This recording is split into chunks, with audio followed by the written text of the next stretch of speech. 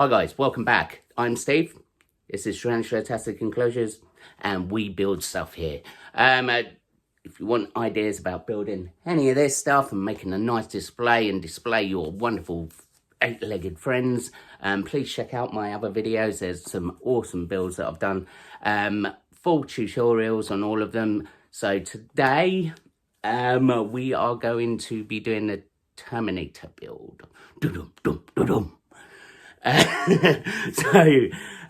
It's part one of this because obviously there's quite a few bits and pieces that I'm doing with this one, so I usually put the bigger builds in a few parts so I get as much detail in there. So if you want to recreate this, then it's a lot easier for you than me just saying done.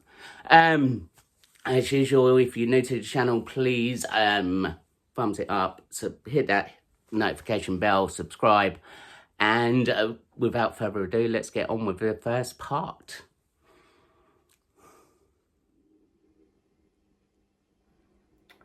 Right guys, so now we start. This was a customer aquarium tank. So what we're gonna do, you see it's got a ventilation on the back here. But because I'm going to build a big background, we're going to do away with that ventilation. On the top, this you would usually have two solid glass lids. So what we're going to do, made a lid to fit in the top bit. And that way, we can add background in and start it off, and that way we've got the ventilation from the top. That'll be fine. In fact, it'll probably have more ventilation than it had before. So what else we've got to do is we've got two side bits. All this has been cut to fit, and this has been sealed already. So next thing to do is start putting it all together and start adding the polystyrene. Obviously we've got the Terminator head, I'm thinking around there. We've got loads of little bits, loads of little skulls that he's probably going to need painting up. So it'd be like that apocalyptic scene from the film. But yeah, it's a nice big tank. So I think we're going to go mortar, but I'm going to go quite dark on this one. Quite a dark build. I want the rocks, everything a real nice dark shade. So let's get started. So right guys, what we've done, got a rough centre line. Also I've made this little ledge so that when it sits back, we can glue this onto this and then that onto the back, and it should stay in place for the time being while I'm putting all the polystyrene around. And what I was thinking is actually trying to create it so it's sort of coming out of the rock. So we're going to build the rock coming round. In the corner here, the side of the tank, I'm going to do a hide. So I've made loads and loads of little bricks. We're going to make a rubble effect hide there on the side. So, but we're going to do this bit outside the tank so that we can just get it all filled round. We've got to line it up so it's pretty much centre, and then we'll glue it down. Right, well now that's glued in place there. What you got to do, that actually make sure it fits in the tank because of the holes. Yeah, just fits in. The last thing you want to be doing is doing a load of work and it doesn't fit into the top of the tank. Yeah, it's happened a couple of times. You learn from your mistakes, so that comes out there. And what we're going to do, we're going to actually glue around the polystyrene on this bit first, leaving a gap there and there, obviously, for the other sides. And we'll start gluing a bit on there. It just makes it easier, so we're not doing everything inside the tank.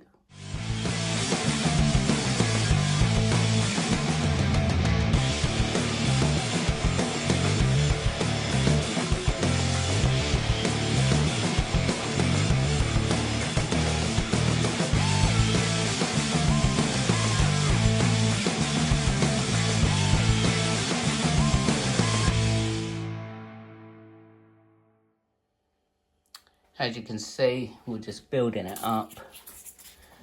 So, looks like it's going to be bursting out of the rock. I might add some expanding foam to this. I'm not actually sure quite yet. I'll have a see how I feel. But you can always just use the both. I like to use it. It fills in all the gaps. But all this stuff is just packing stuff that's been from toasters or whatever I've collected in the past. Keeps the builds really cheap.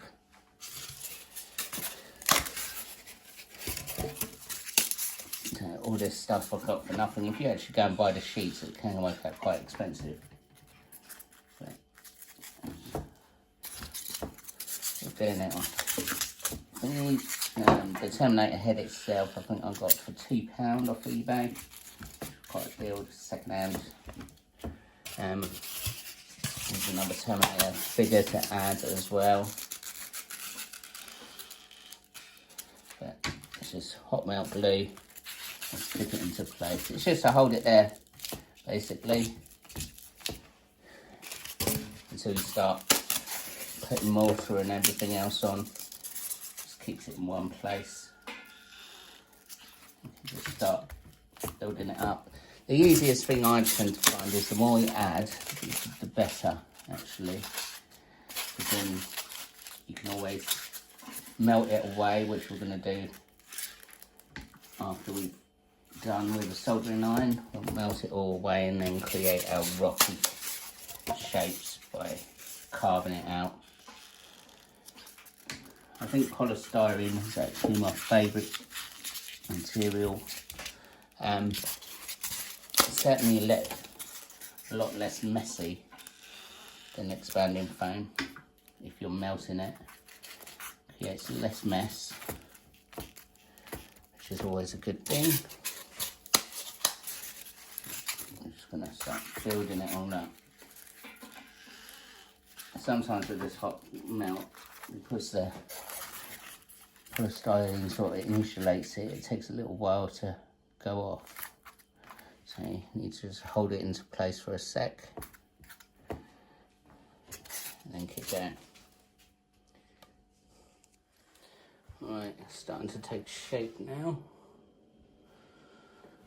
So we'll just start on the next two corners and then figure out where we're going to do the hide. Yeah, that's looking alright. Alright, we've covered all the sides with polystyrene and built it up. That's looking alright. As I said, there'll be a hide in this corner. Little corner here, I've got the Terminator figure to go in. I've made some like girders and stuff that I'm going to put around. But it's the metal background all ready to be carved out now. So let's just get on with that. Now when it comes to carving, what I've got here is an old second-hand soldering iron. Now I really like doing this. This is why I prefer polystyrene over expanding foam, because it just melts away. It's so easy, and you can see there's barely any mess. Plus you can sort of blend in the polystyrene, sort of melt it in together. You take away all them obvious bits like this. So you can obviously see that's like just a bit of polystyrene. You can sort of round it and and then blend it in with the rock. And it's very easy. Plus, with polystyrene is if you go wrong, say if you went, oh no, too much there, you could just stick another little bit of polystyrene in there. You know, fill up that gap and start again. With the expanding foam, it's not so easy, because once you've done it, you probably, right, if you messed up or you cut too much out, you're probably going to have to go and get another can. With this, it's just easy and it's cheap. It's a good way of starting these builds. Don't get me wrong, expanding foam's great, but for cheapness and ease to use, polystyrene all the way. Probably easier for the bigger builds, I suppose, if you're doing reptile builds or whatever, to go with expanding foam. But I just like it. So what we're going to do now, we're going to carve it all out, but just sort of round everything off, make it look a bit better. Then we can start adding the mortar. We've got to sort of plan out the hide as well. Yeah.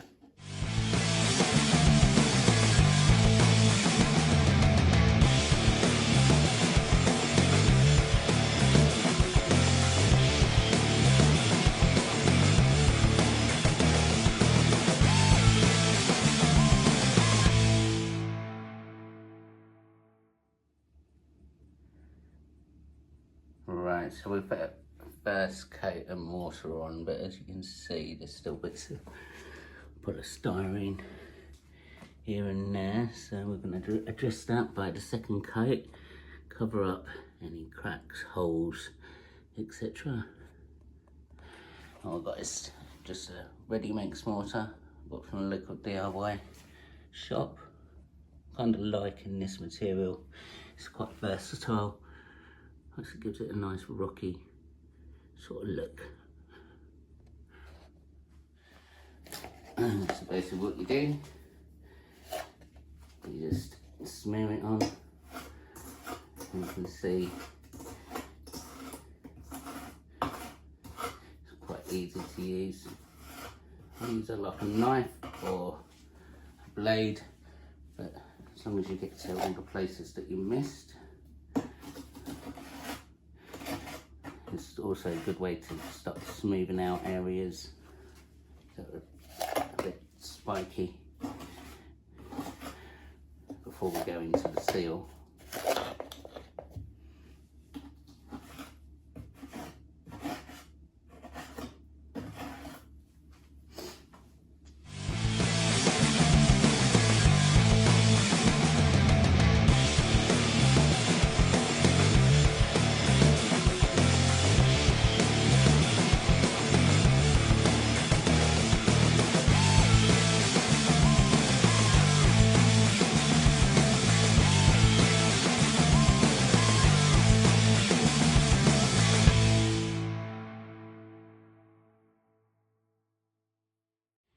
Right, so I've pretty much covered anywhere that was thingy. What you can do, if you see bits like this, just get a brush and smooth them out a little bit. Just go around and touch up, light brush over. But this will take a few days to dry out fully. As you can see from the other mortar, it dries quite light, but that's not the colour I want to go for. So we're going to be repainting in part 2. Also, I'm going to build a rubble building hide on this side, and we've got a few other bits to sort out, but for the time being, that's part 1 done. Right, so that's part 1 done. Next part we will be painting, because I want to make the background a bit darker. I want this quite a dark enclosure, a little bit like the Alien build, so it's nice and spooky and dark, and once you get some lights on there, it'll look quite cool. There's the hide to make, so there's loads of bits. That's why I'm putting it in 2 parts. Apart from that, if you're getting bored and you want to watch something else, have a look at the other videos that I've done might give you a bit of an inspiration for the new year. Apart from that, always, thanks for watching. Thumbs it up, comment down below, subscribe, hit that bell, and I shall see you later.